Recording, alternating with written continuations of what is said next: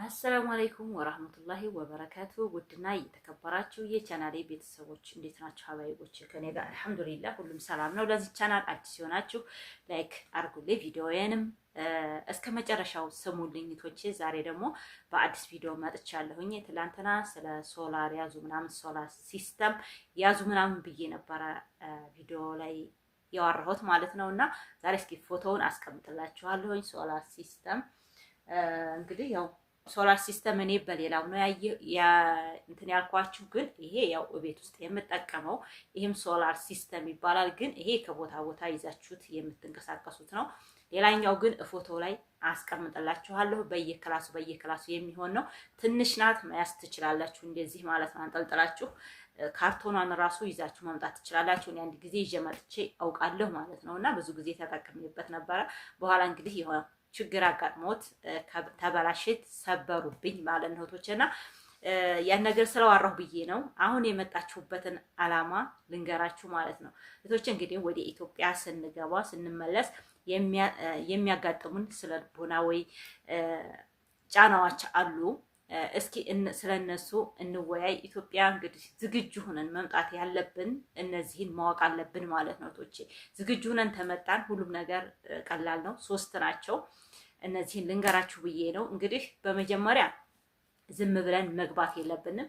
ገንዘብ ማዘጋጀት አለብን። የተወሰነ ገንዘብ ኢንቨስት የምናደርገው ነገር መኖር አለበት እህቶቼ። አገራችን መተን ሰው እንኳን አይደለም ሌላ ካርድ መግዣ ያጣል። ዝም ብሎ ያው ኢትዮጵያ ላይ ሁሉም ነገር በገንዘብ ነው የምትንቀሳቀሱት። ገጠርም ይሁን ከተማም በገንዘብ ነው የምትንቀሳቀሱት። ስለዚህ እዛ አረብ ሀገር ስትኖሩ ሳንቲም ራሷ 10 ሳንቲም እቺ 25 ሳንቲም አለች አይደለ? የአረቦቹ እሷ ኢትዮጵያ መጥታ ትሰራለች።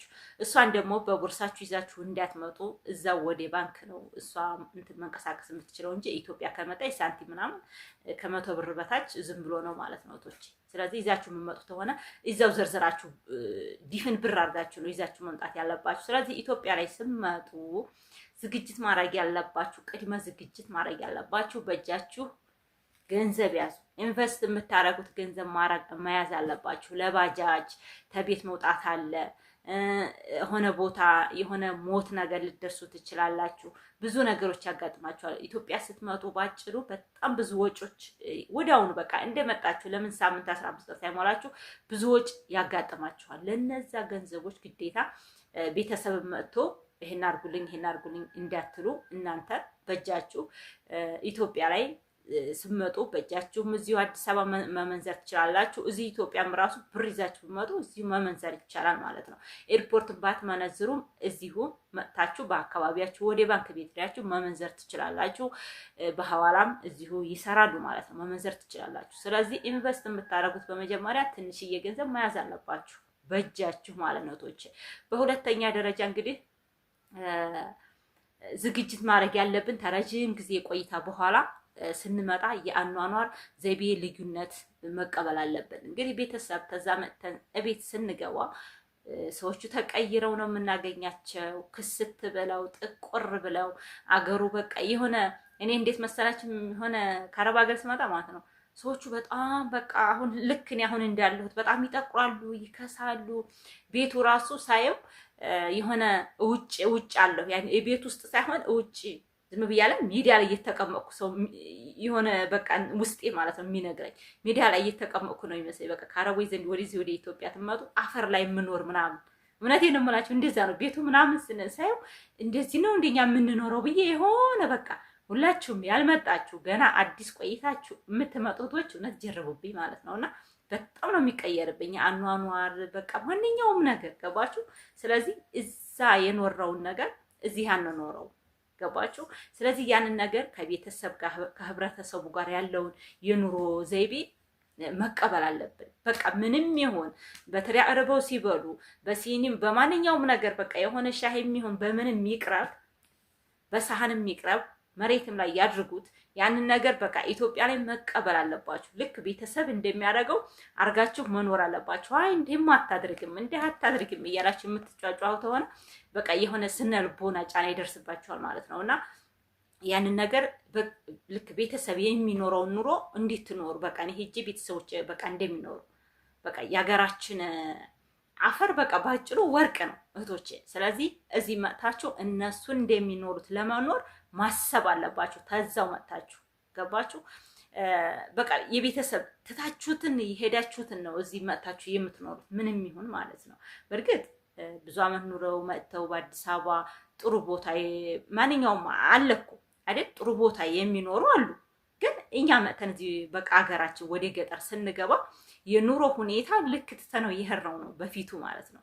ስለዚህ አስተሳሰባችንም ሁሉም ነገር ከቤተሰብ ጋር አንስማማም።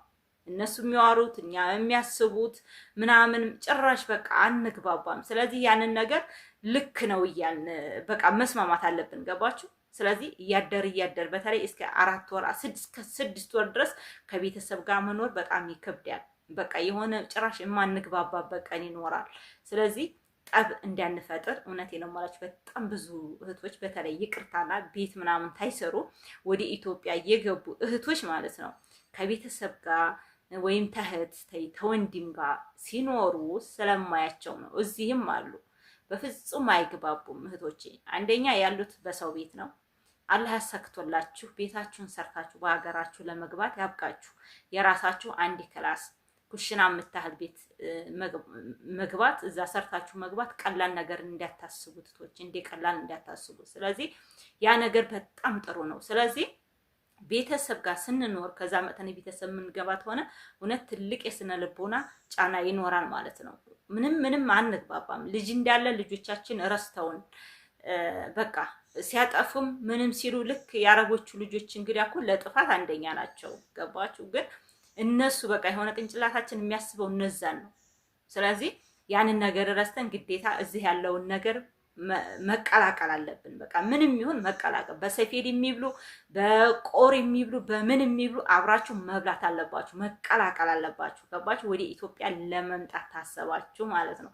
ያው ተመልሰን እንሄዳለን ምናምን የምትሉ ከሆነ ያው እንግዲህ ተመልሳችሁ ትሄዳላችሁ። ግን ያንን ነገር እዚህ ሀገር የምንኖር ከቤተሰብ ጋር የምትሉ ከሆነ የነሱ የሚያደርጉትን ነገር መቀበል አለባችሁ ማለት ነው። በሁለተኛ ደረጃ። በሶስተኛ ደረጃ እንግዲህ እንደዚሁ ኢትዮጵያ ስንገባ ትዕግስት ያስፈልጋል። በቃ ትዕግስት ገባችሁ? ትልቅ ነገር ትዕግስት ነውና ሁሉም ነገር እንዲያረቡ ዓለም አይሆንልንም። ሁሉም ነገር አልጋ ባልጋ በፍጥነት በቃ ሊሆኑ እንደማይችሉ ማሰብ አለባችሁ። ምንም እዚህ መጥተን የሆነ ወይ ፓስፖርት ለምሳሌ አሁን ተመልሳችሁ ለመምጣት ራሱ ተመልሳችሁ ወደ አረብ ሀገር ለመሄድ እዛ ትኬት ምናምን ቆርጣችሁ፣ በእርግጥ አንዳንዶቹ ቆርጣችሁ ትመጣላችሁ፣ ምሳሌ ነው የምላችሁ ማለት ነው። ግን ተመልሼ ሌላ ሀገር እሄዳለሁ ወይም መዳን ቤት ተመልሼ እዛ ቦታ አልገባም ሌላ ቦታ ነው መስራት የምፈልገው ብላችሁ የምትመጧላችሁ። እዚህ መጥታችሁ ያንን ወደ ኢትዮጵያ ለመሄድ ማለት ነው በጣም ትዕግስት ያስፈልጋችኋል። ሁሉም ነገር አልጋ ባልጋ አይደለም። እዚህ ሀገር መጥታችሁ የምትመለሱት ሆነ በጣም ከባድ ነው ቶቼ፣ ወጭ አለ በዛ ላይ ሁሉም ነገር አልጋ ባልጋ አይሆንም። ፓስፖርት እንኳን ለማስወጣት እንኳን አይደለም ፓስፖርት ማለት ነው ሄዳችሁ ኢሚግሬሽን ውጥት ምናምን እሱ ብቻ አይደለም ቶቼ። እና ወደ ኢትዮጵያ ራሱ ትመጡ ፓስፖርት አውጥተን እንደዚህ በቀላል ነገር ይዘጋጃል ምናምን ብላችሁ በፍጹም እንዳታስቡ። በጣም ብዙ ነገሮች ያስወጣሉ። ስለዚህ ያንን ነገር ሁሉን ነገር በፍጥነት አይሆንም ኢትዮጵያ ላይ ማለት ነው። የሆነ ነገር አስባችሁ ወዲያውኑ የሚዘጋጅ ነገር የለም። ስለዚህ ያንን ነገር በቃ እንደዚህ ነው አገሬ እኮ እንደዚህ ናት፣ በቃ የሆነ ጥምስምስ ነገር አላት ብላችሁ ማሰብ አለባችሁ። ያንን አስባችሁ ነው መሆን መግባት ያለባችሁ እንጂ የስነ ልቦና የመበሳጨት የምን ስለሚኖር እንደዛ ሆናችሁ ይሄንን ነገር ሶስቱን ነገር ተግብራችሁ ገንዘባችሁን የስነ ልቦና ዝግጅት ወይም የቤተሰብ ጋር አኗኗር ዘይቤ፣ ሶስተኛ ደግሞ እንደዚሁ ትዕግስት ማድረግ ሁሉም ነገር ፍጥነት እንደሌለው ኢትዮጵያ ላይ የለም ብላችሁ አስባችሁ ነው ኢትዮጵያ መምጣት ያለባችሁ እንጂ እነዚህ ነገሮች በቃ ልክ እንደዛው ብዙ ቆይተን ወደ ኢትዮጵያ ስንገባ በጣም ብዙ ነገሮች ስለሚቀያየሩ ያንን ነገር ትክክል አድርጋችሁ ይሄ ነገር እንደዚህ ያጋጥመኛል እኮ ብላችሁ መመለስ ያለባችሁ ማለት ነው። እንግዲህ በመጨረሻ ትላንትና ሶላር ምናምን ስላልኳችሁ ይሄንን ሶላር ፎቶ እዚች ጋር አስቀምጥላችኋለሁ። የተለያዩ አምፖል አላቸው። ማንኛውም ሱቅ ነው ማግኘት የምትችሉት ሱቆች፣ አረቦች ጋር አለ። እናቶቼ አስቀምጥላችኋለሁኝ የሶላር ፎቶውን። አምፖሎች ናቸው በአረቦች ጋር የውጭ መብራት። እኔ በኋላ ነው ያስታወስኩት ግዙልኝ ብዬ ስጠይቃቸው አናቀውም ብለውኝ ማለት ነው። ከዛም ከእህቱ ቤት የሆነ የታገር ልጅ ናት እሷ ነበረችና አወቀችው ገዛችልኝ ማለት ነው። ገዝታልኝ መጣ ቤት ታሳያቸው እንዴ ይሄማ እኮ የኛም እኮ አለን ቤቱ ላይ ብሎ ሰውየው ያሳየ ገረመኝ ማለት ነውና በዛን ሰዓት ስሙ ምን እንደሆነ እንደዚሁ ለማንኛውም ሶላር እንግሊዝኛ ተጽፎበታል። ሶላር ሲስተም በሏቸው። በእንትን ነው ይዛችሁ እንደዚህ ማንጠልጠል ያለው በቃ ካርቶኑ ታሽጎ ነው ውስጡ 4 አምፖል ባትሪው ምኑ አለ። ባትሪውን እዚሁ አደርግላችኋለሁ ታውታላችሁ ማለት ነውና እሱን አድርጋችሁ ታረባ ሀገር ራሱ በእጃችሁ አንጠልጥላችሁ ልክ እንደ እንትን ማለት እንደ ኮምፒውተር ይዛችሁ መምጣት ትችላላችሁ በትንሽ ብር ማለት ነው። እኔ የዛን ጊዜ 220 ብር ምናምን የገዛ 220 ድርሃም። አሁን የተወሰነ ነው የሚጨምር። አረብ ሀገር እንደ ቶሎ የሚጨምሩ ነገሮች ሁሉ እንደ ኢትዮጵያ ማለት ነውና እንደዛ አድርጋችሁ ይዛችሁ ብትመጡ እዚህ ሀገር ውድ ነው ቶቼ ውድ ነው እዛ ሀገር።